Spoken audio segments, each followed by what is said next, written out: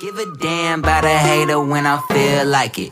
Not today, not today, not today, not tomorrow. Get out my way. Yo, what's good, everybody?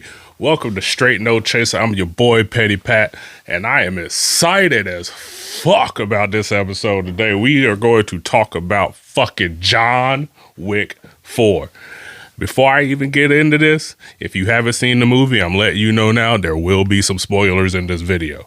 But I am so fucking excited to talk about this movie. Like, if you know me, John Wick is my favorite fictional fucking assassin, action character, whatever. I will put him up against any fucking fictional assassin in the movie game, in the TV game. John Wick is working all of them.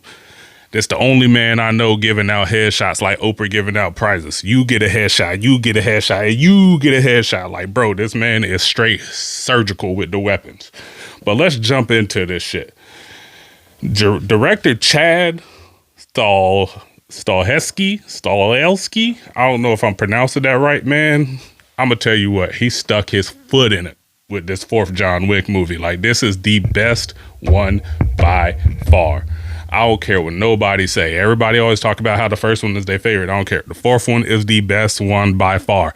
And that is hard to say because most of the time when there's a trilogy or a series or whatever it may be, the sequels never hold up to the original. But I'm here to say the sequels to John Wick not only hold up to the original, they get better as they go. And the fourth one is the best fucking one to date.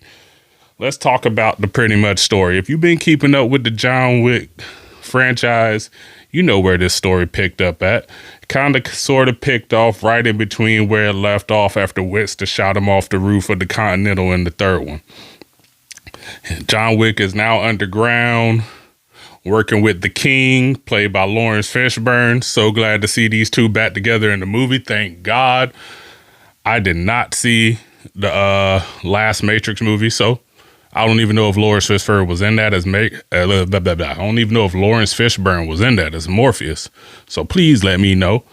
But anyways, yeah, the overall story of this is it picks up kind of after Winston shot him off the roof. I don't know how many days or if it's a week or whatever, but it kind of picks up where it left off after the movie. So John Wick is now underground with the help of the King, Lawrence Fishburne, in this underground subway, we run the streets type deal in New York. If you've seen Lawrence Fishburne in the third John Wick, Chapter 3. Then we go into the fact that John Wick is basically spending this entire movie trying to free himself from all obligations of the High Table. The High Table has this man locked down, and they are after this man for basically causing so much devastation to their organization and the higher ups within this organization over the course of these last three movies up to this fourth one.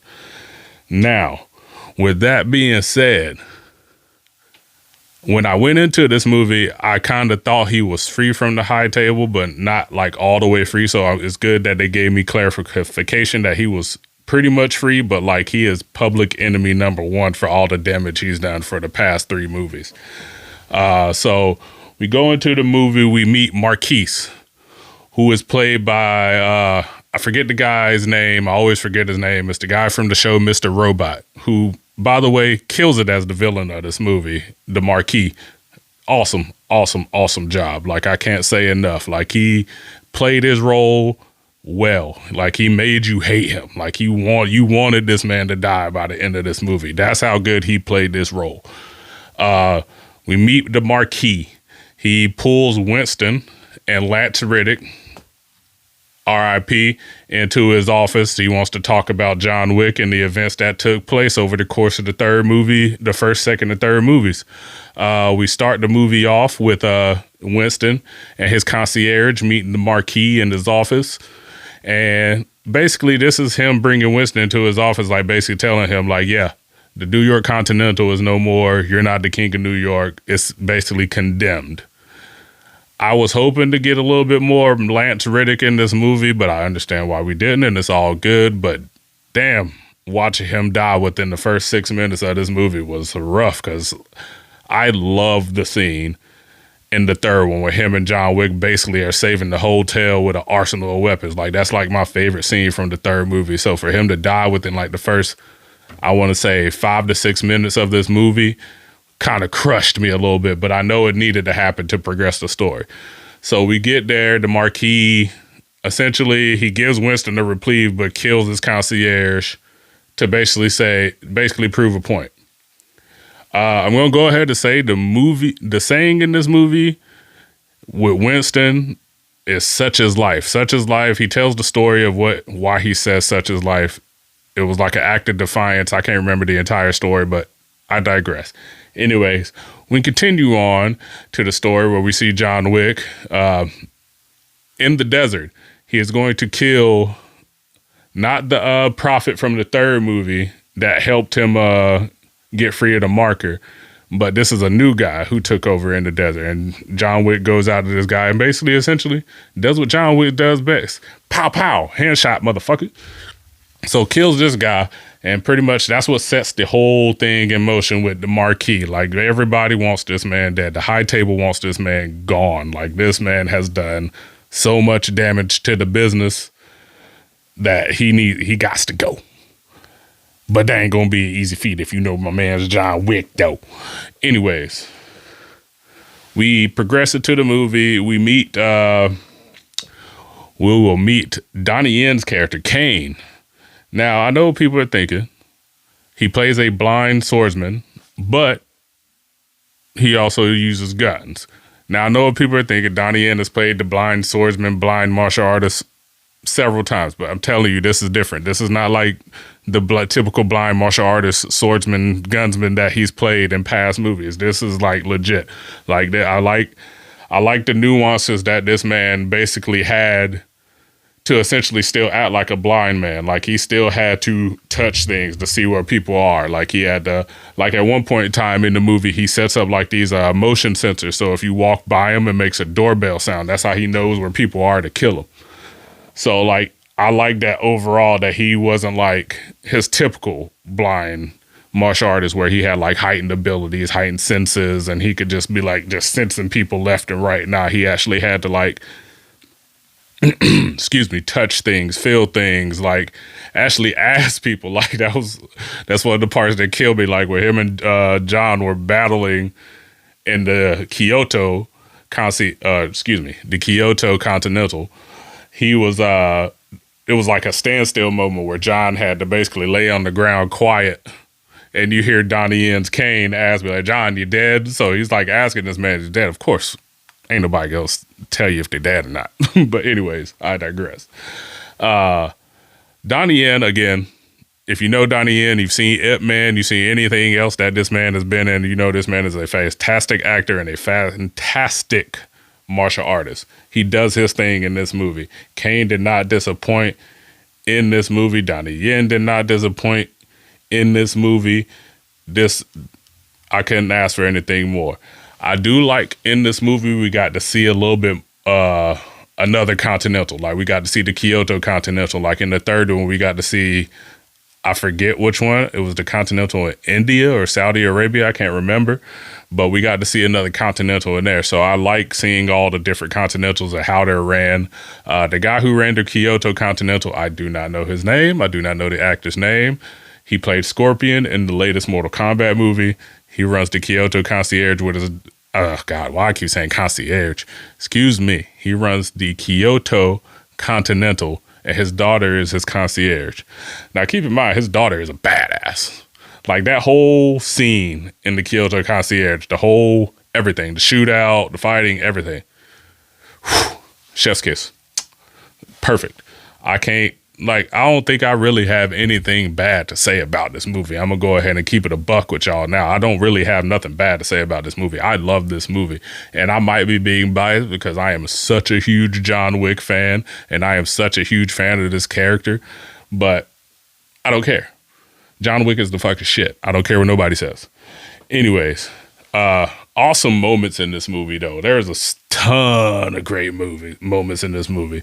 So I'm going to say one that was my favorite. So in this movie, They do like a overhead. I don't know if you guys remember how the old first two GTAs were, where they had the overhead view and you're just basically walking through with your character. They kind of did that with John Wick. They did an overhead view as this man is clearing out a room with an incendiary shotgun, a shotgun that shoots incendiary shells. Like he's setting motherfuckers on fire. That whole overhead view with the music, it gave me such old school, like video game vibes. This man just circling, wrapping corners, just blowing people back out with this incendiary shotgun. That was another good moment. The whole, someone could tell me what that circle, that traffic circle is called in Paris. I can't remember what it's called. It's some type of archway right in the middle of it. The whole scene in there. I'm sitting here thinking in the theater, because y'all, if you've seen the 30 John Wicks, this man has been hit by a car, and at least in all of the movies, at least 2 to 3 times. So like when we got like most of the way through this movie, and I'm like, this man hasn't been hit by a car yet, I was like, oh man, y'all kind of killing the tradition. This man ain't get hit by a car. Anyways, nah, they like quadrupled the time, how many times this man got hit by a car. This man got hit by a car so many times in that traffic circle scene. I don't know how he was still alive, man. He got smacked by these cars, but that whole scene within that traffic circle of Paris was fire.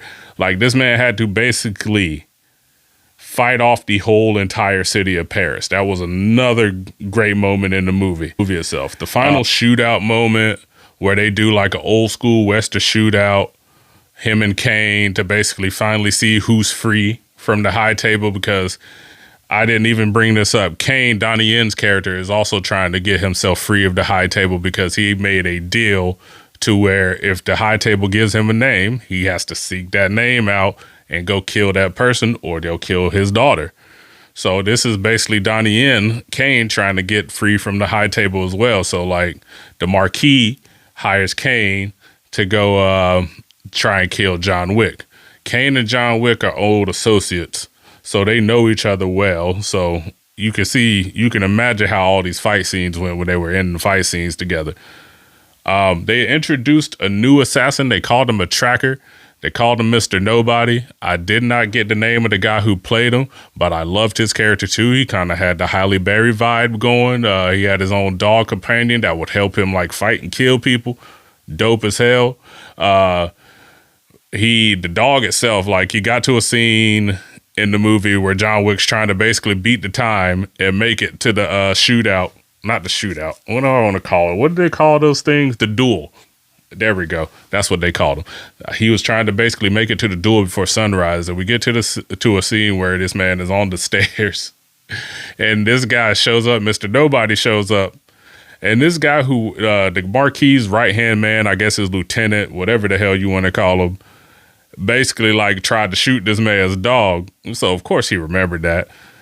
Dog comes popping out. He says nuts to this dog. This dog takes a huge heaping helping out of this man's fun package. Like he fucking bites the hell out of it. This dog was legit. I'm sorry, he was better than Halle Berry's 2 dogs in the third one, I believe. The third one? I can't remember. Whatever. But Keanu himself, man, I can't say enough about this guy. I don't know the man personally, but from every video, interview, clip that I've seen, or just the clip of him giving up his seat on the subway to a pregnant lady, just Keanu screams just down to earth good guy. I can't help but support this man in any project that he plans on doing. Keanu Reeves is a fantastic actor. I can't say that enough, and he seems like a awesome human being as well. This dude seems like he just wants to do what the fans want. He has gone on record and said he will continue making John Wick movies till the fans get tired of them. With that being said, bit of a spoiler alert. I don't know how they're going to do that when at the end of this movie, John Wick supposedly dies. Now, let's unpack that a little bit. Now, I have friends who have also seen this movie, and they think this is truly the end of John Wick, the John Wick saga. Me personally, as a huge fan, and also just someone who kind of reads into things and the language and what they're saying in the dialogue of the movie, I don't think he's dead. If you watch the scene where Winston and who is in there? Winston and the King are meeting in the cemetery at the end at John Wick's grave. You see the King ask Winston, he's like, where do you think he is? Is he in heaven or hell? Winston proceeds to say, who knows? And I'm just like, okay, that kind of leaves it open to maybe he might have just faked his death to get away, like to truly, truly be free from the high table so no one will find him. Another indicator that made me think that he wasn't dead, early in the movie, so Donnie Yen saves this man. Donnie Yen saves this man on the stairs. I forget what those stairs are called in France. It's like 200 and something stairs that he had to make it up to get to this gun duel.